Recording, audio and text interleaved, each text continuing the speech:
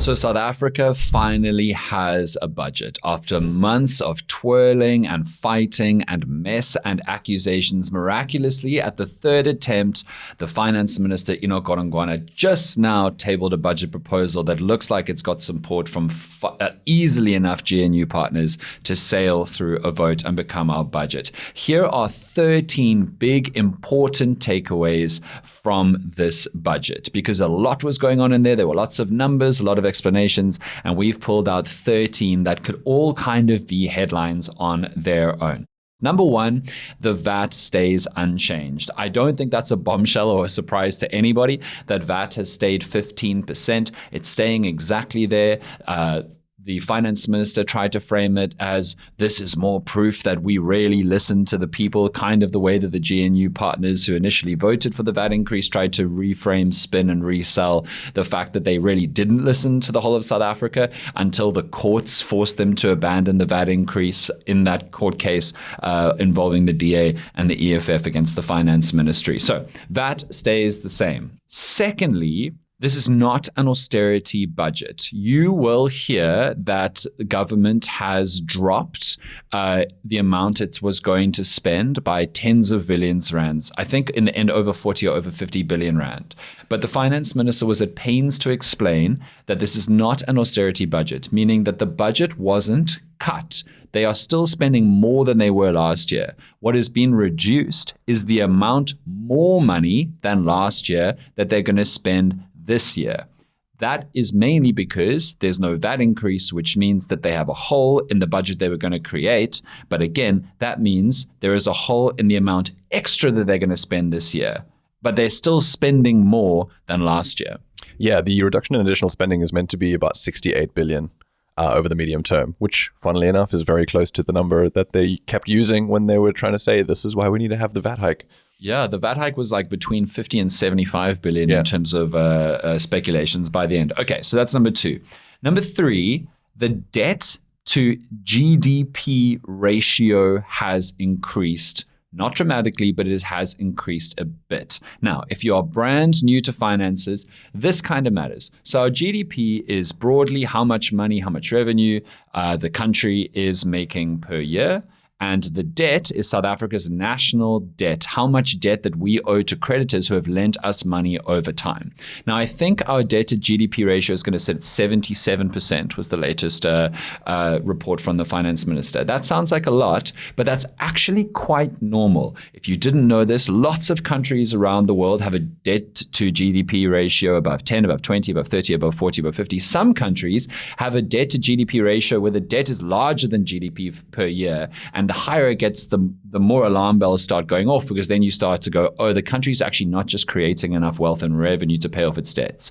But basically all countries around the world sit with debt, manage debt, take out loans, pay off debts over time. South Africa explicitly does want to reduce the amount of debt that it owes. And this goes into point 4 that the finance minister made, which is really interesting. He explained that South Africa pays, the government, out of our coffers, pays 1.2 billion rand a day to service our debt. What does that mean? Well, it means that debts usually inflate. There are interest rate increases built into debt that governments and indeed all people, if you take out a loan, you know you're probably going to, or a bond, you're going to be paying in total in the long run more to pay off the interest on that bond or loan or gift or whatever than you initially got in the first place, because there's interest, there's accrual of value. And the finance minister was explaining that we as a nation pay 1.2 billion rand per day to service our debt. That is part of servicing debt, is paying off our debts, paying off the interest on our debts, paying off the financiers and the people who arrange these kinds of things, paying commissions to different financial institutions or fixers to make this kind of stuff happen. And as part of point 4, the finance minister pointed out that the 1.2 billion rand per day that South Africa pays to service our debt is more than the amount of money we spend on frontline services per day to service our people. That's like healthcare and education, infrastructure maintenance, and the rest. And the point that he was making there is that all that this money that we are paying to service our debt is money that we are losing, wealth that we are losing that could rather be spent on helping South Africans directly. Now, obviously, taking out those loans in the first place would have given South Africa money that would have been spent in large part, aside from the corruption and the fruitless and wasteful expenditure, but it's money that would have been spent to help South Africans at that time. But we're at a point now where we really want to decrease the amount of debt that we're in as a country so that we can spend more of our money on frontline services and less of our money on servicing debt. And the other point that the finance minister made, which is super important, is we live in super dangerous times globally, super unpredictable and uncertain times because the global economy has been stuffed up, twisted around, and messed with by a raft of factors, including wars and Donald Trump's tariffs from the United States of America. And the uncertainty around that means that South Africa, we can't be sure, and most of the world can't be sure, where our economies are going to go in the coming year. And we need to have extra money in our coffers, buffer zone money, essentially, to be able to use in case of economic downturn if something unexpected happens. Finance minister also said in this, although this isn't a point on its own, that their projections in the last budget was that, or attempted budget was that we'd have 1.9% growth in South Africa this year. It's been moderated down to 1.4% growth. So this is the kind of uncertainty that we're talking about. He wants us to pay off our debts and start accumulating backup buffer money to weather financial and economic downturn shocks from around the world. The fifth point that he talked about a lot was that the government has put aside 1 trillion rand for infrastructure and basic services. We know that we have a crumbling country. We know that a lot of things don't work. We know, in fact, he made a particularly important point about how so much of our trade internally and our productivity, our business is affected by how messed up our ports, roads, and railway services are. If you have potholes, if you have copper cables stolen from train lines, if you have slow or dysfunctional port systems, you just can't import as much and you can't export as much. And a lot of this 1 trillion rand in infrastructure is going to go to fixing up our dilapidated roads, railways, and ports and hopefully expanding them a little bit so that there can be more trade and more business. Cool. We're on 5 out of 13. Am I moving fast enough? I think you are, Dan. I'm not even looking at the clock. I'm just trying to be word efficient and not verbose. The irony there of saying that twice. I know.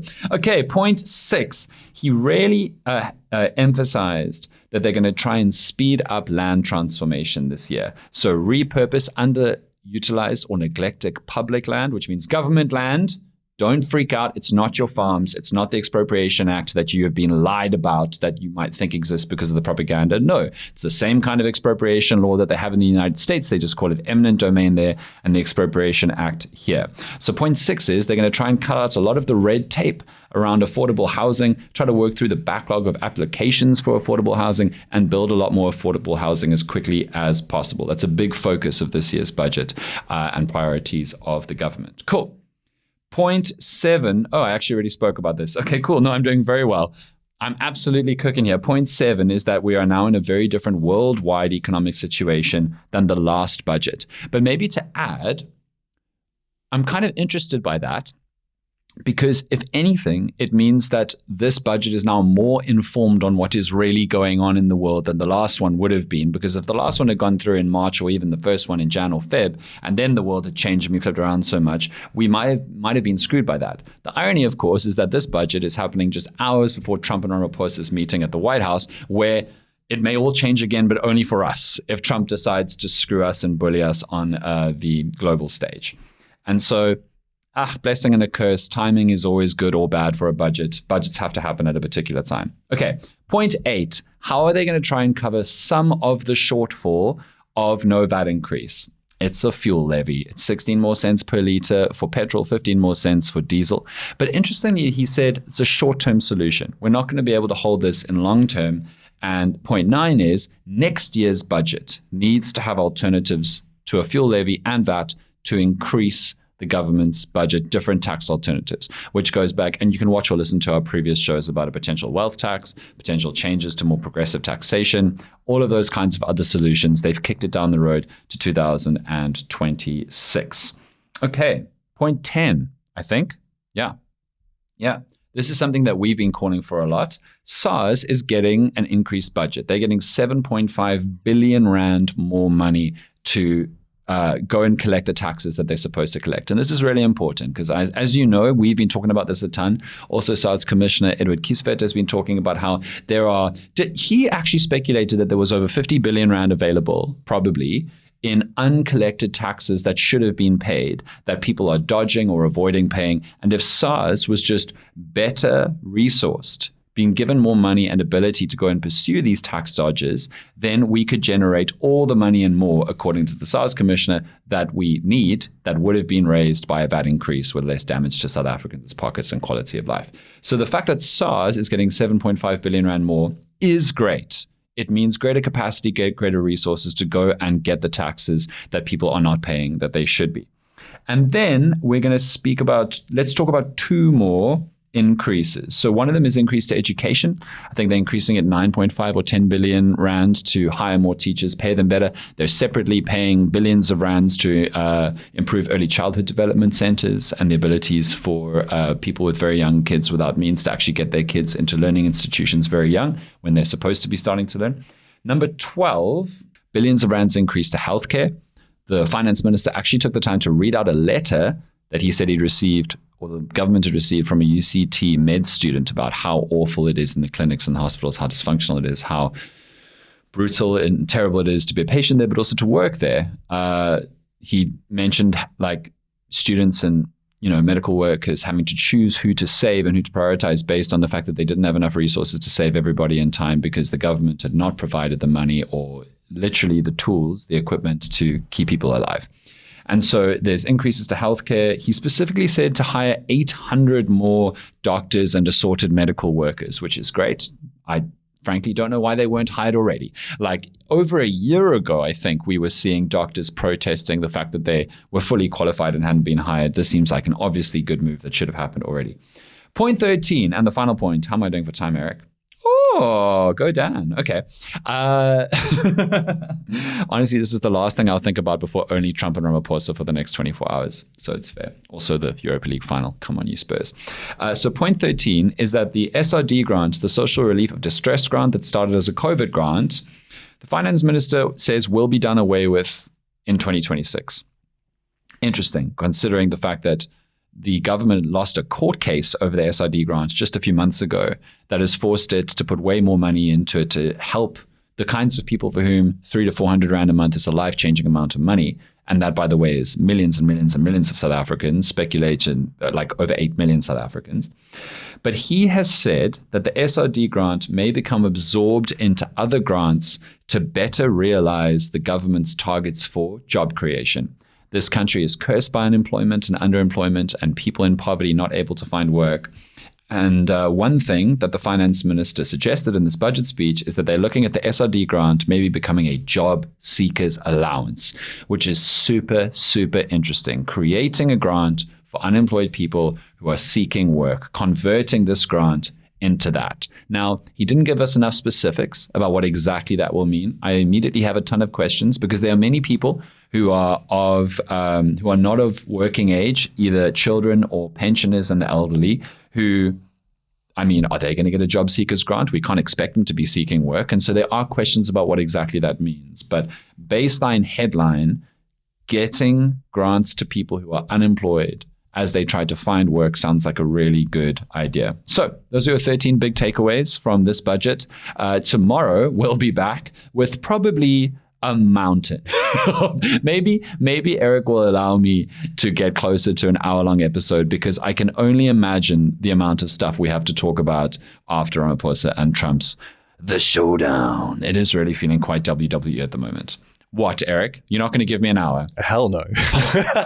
It's not happening. Okay. Well, just have to be less verbose.